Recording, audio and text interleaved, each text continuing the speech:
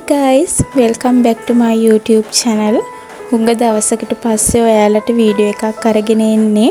ඔයාලා හැමෝම හොඳින් ඉන්නවා ඇති කියලා මම හිතනවා.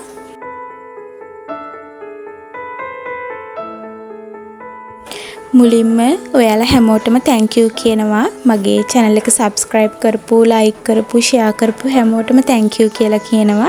ඒ වගේම තමයි අලුතෙන් මගේ වීඩියෝ එක බලන කෙනෙක් නම් මගේ channel එක subscribe කරන්න, like කරන්න, share කරන්න.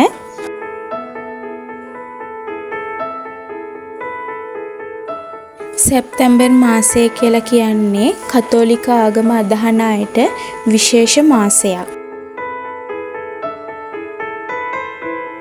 ඒකට හේතුව වෙන්නේ සිරි කුරුසේ වාර්ෂික මංගල්‍ය පවත්වන්නේ සැප්තැම්බර් මාසේ නිසා. ඔයාලා හැමෝම දන්න ප්‍රසිද්ධ පල්ලියක්නේ මාරවිල කුරුස පල්ලිය කියලා කියන්නේ. ඉතින් මාරවිල කුරුස පල්ලියේත් වාර්ෂික මංගල්‍ය පවත්වන්නේ මේ සැප්තැම්බර් මාසෙම තමයි. ඔයාලා ඒක දකිනවා ඇතිනේ. ගොඩක් ජනප්‍රිය හින්දා ඒක ප්‍රසිද්ධව ඔයාලා දකිනවා.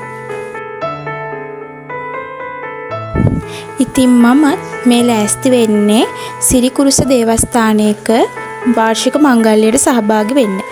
මෙහි මට අයිති පැත්තට මට ළඟ පල්ලියකට තියෙන්නේ තරාල සිරිකුරුස දේවස්ථානය. ඉතින් මම මේ ලෑස්ති වෙන්නේ තරාල සිරිකුරුස දේවස්ථානයේ වාර්ෂික මංගල්‍යයට සහභාගී වෙන්න.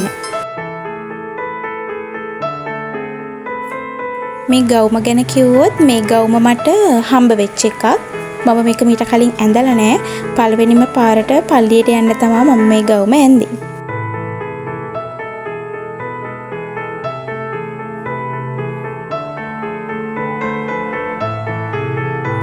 මම සාමාන්‍යයෙන් මේකප් දාන කෙනෙක් නෙවෙයි. හැබැයි මට හිතුණා මේකප් එකක් දාගෙන ගියොත් හොඳයි කියලා. මේකප් එකක් කියලා මම මහ ලොකු දෙයක් ගානේ නැහැ. මගේ අයිෂැඩෝ පැලට් එක ඔයාලා දකින්න ඇතිනේ. අයිෂැඩෝ පැලට් එක ඒකත් මට හම්බ වෙච්ච එකක්. ඉතින් ඒකේනුත් ටිකක් ගාගෙන මගේ අයිබ්‍රෝස් දෙකත් පොඩ්ඩක් ඇඳගෙන ලිප්ස්ටික් එකක් තමයි මම ගාන්නේ. එච්චරයි. එතනින් එහාට කිසිම මේකප් අයිටම් එකක් මම යූස් කරන්නේ නැහැ. මම ලිප්ස්ටික් ගන්න කලින් අනිවාර්යයෙන්ම ඊට උඩින් ලිප් බාම් එක ගාලා තමයි ලිප්ස්ටික් එක ගාන්නේ. මොකද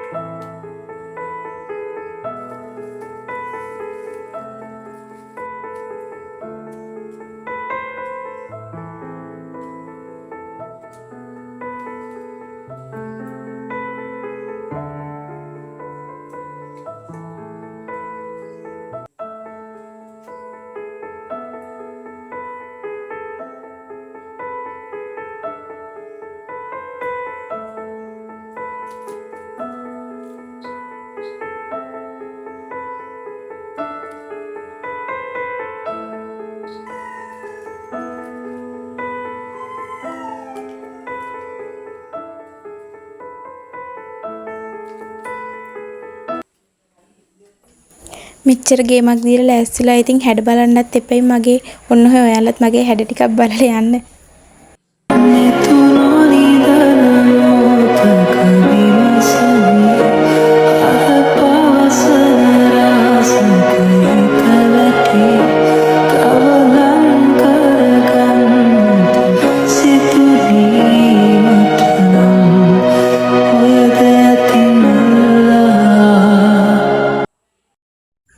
මේ තියෙන්නේ පල්ලියට යන පාරට ඇතුළු වෙන තැන කුරුසේ ප්‍රතිමාව තියෙන සුරුවම. මාරම ලස්සනයි මේ හැම දෙයක්ම මාරම ලස්සනට සරසලා තිබ්බා. ඒ වගේම උතන ඉඳන්ම පල්ලියට යනකම්ම මාර්ගයේ දෙපසත් හරිම ලස්සනට ලයිට් වලින් ආලෝකමත් කරලා තිබ්බා. හරිම ලස්සනට ඒ වැඩ ටික කරලා තිබ්බා.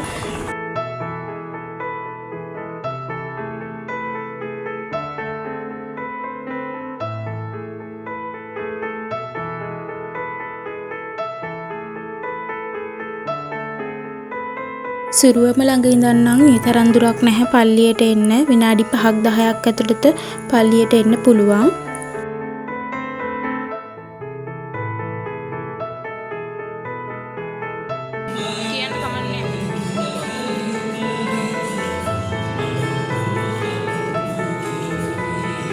පල්ලියට ආවා.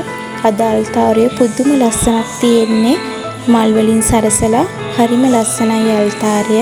ඒ වගේම හරිම සුවඳයි. ඔයාලට ඇහෙනව ඇති ගීතිකා දාලා තියෙනවා පල්ලියේ.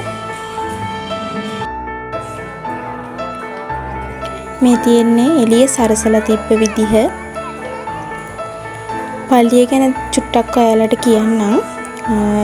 මේක තරාල ප්‍රදේශයේ තමයි තියෙන්නේ මේ පල්ලිය. තරාලේ මහගෙදර විදිහට තමයි මේ සිරිකුරුස දේවස්ථානය හඳුන්වන්නේ.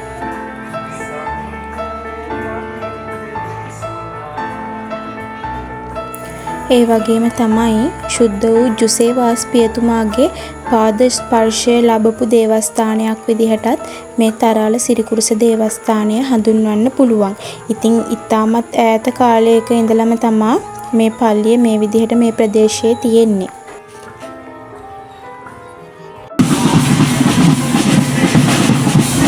මේ තරාල සිරිකුරුස පාසලේ තූර්ය වාදන කණ්ඩායම් තුනක් මෙතන හිටියා.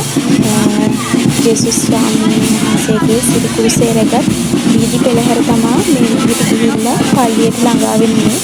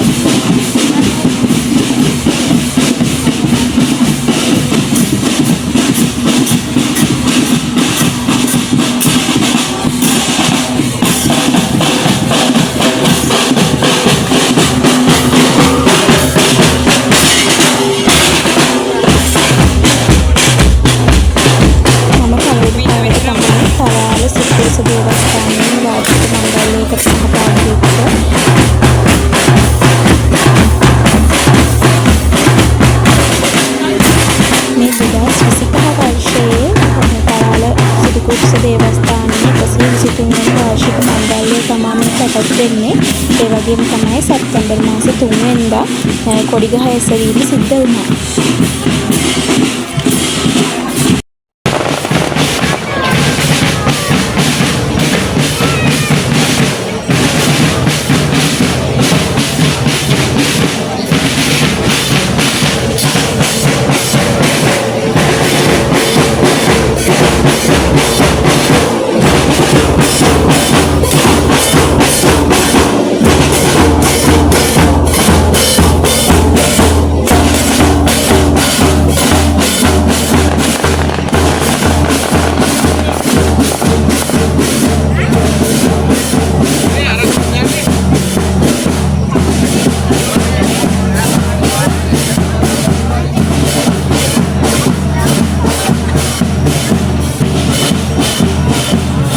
ඒ වගේම තමයි ජේසුස් සමිඳුන් දිවි පිදුපු කුරුසයේ කොටසක් ශුද්ධ වූ ධාතුවක් විදිහට මේ තරාල සිරිකුරුස දේවස්ථානයේ පවතිනවා.